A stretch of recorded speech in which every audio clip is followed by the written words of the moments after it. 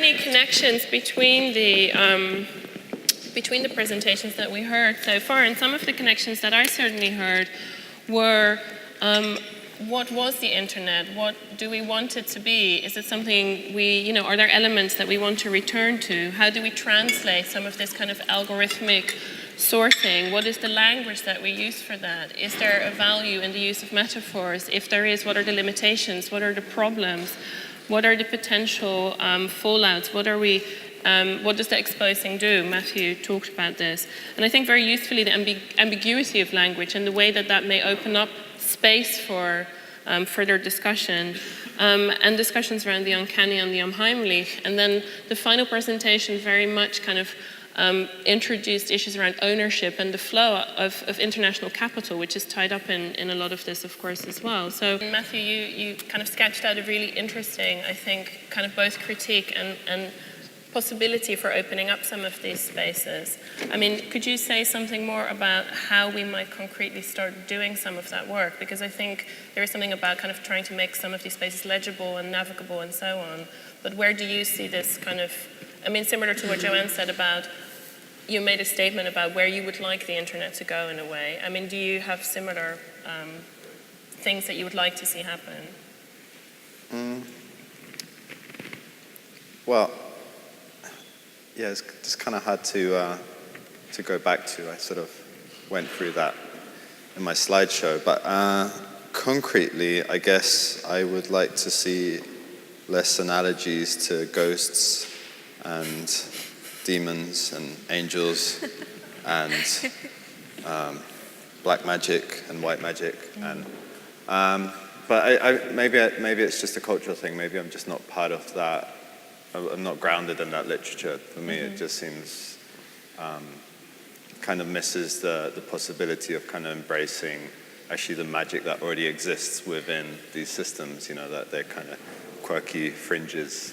And there is a lot of practitioners kind of working in that field, but they're not necessarily the most well-known practitioners. A lot of them are just coders that have a lot of spare time on their hands, and then they start playing around with their tools and doing kind of the more weird things. And I think that's a really fertile ground. So I think a lot of it will just be about, I guess, experimenting in that field. Have we got some questions from the audience now? No? Are there any further things that the other speakers might want to pick up on in terms of, I mean, Joanne, you talked about, how would you like to see maybe both a return and an opening up to, what is currently lacking or what you see as certain issues. And one thing you picked up on is, anonymity is not just about trolling, which also on the hashtag people picked up on and responded to. Is that something you would like to say a little bit more about? Yeah, I know I had a lot of random thoughts, which I think, again, I tried to articulate that this is a really difficult time to see into the future, because it feels, if anything, like we've finally reached a point where a lot of the enthusiasm for this tool is we're well past that point, and most people are very cynical about where things are going. And so just building another tool is clearly not the solution. And I think that's why I don't see this as nostalgia. I see it as there are aspects that we want to preserve, that are shared values, that are public trusts, and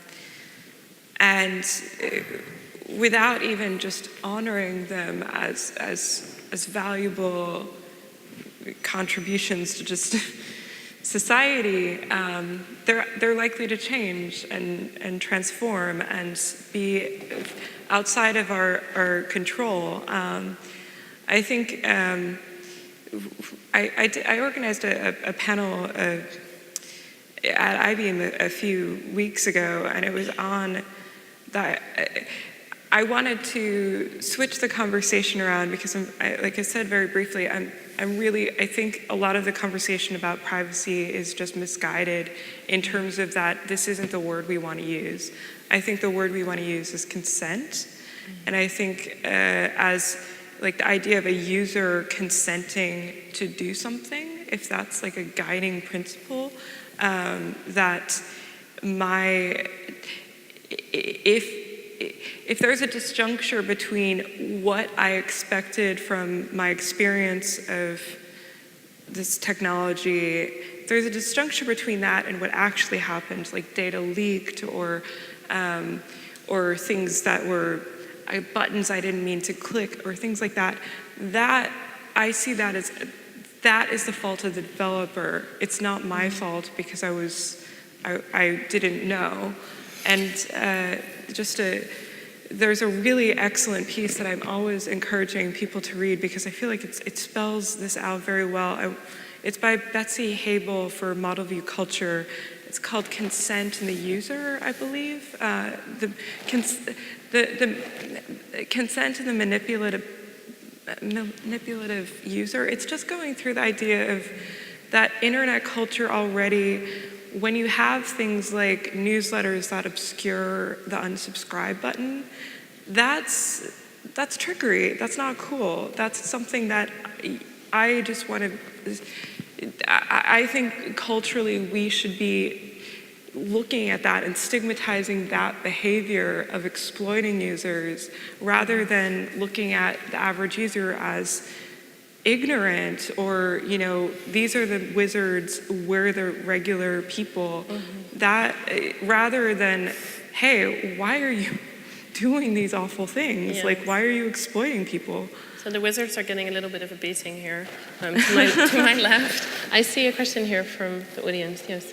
On the comment on privacy, first I'd like to invite you to read on the different dimensions of privacy and not be caught in the legalistic definitions of privacy that do not work for anyone and that are closer to data protection than a holistic view on what privacy might mean in the 21st century.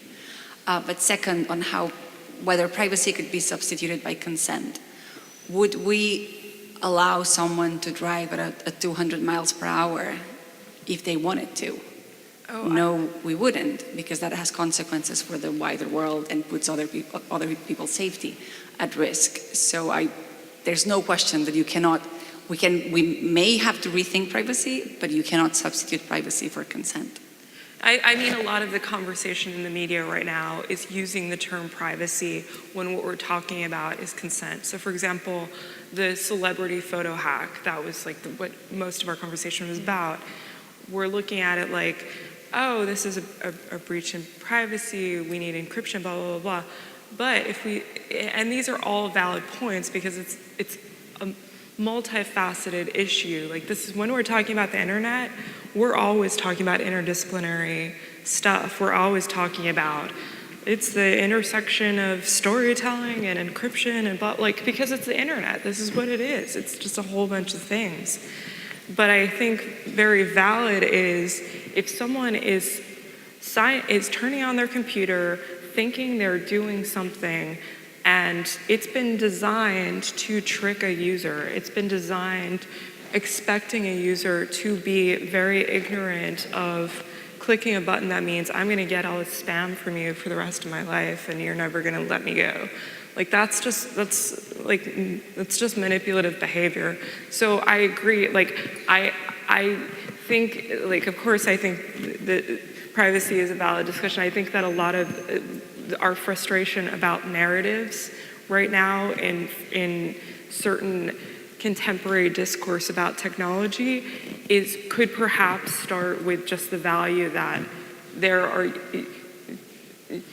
these aren't ignorant people, they were manipulated. I'm sorry, if that makes sense. It should be part of a longer discussion, but I don't think that consent exists in a patriarchal society. And I think that part of the feminist debate on consent is misguided because it assumes that when you consent to something, you do it freely, and I would question that.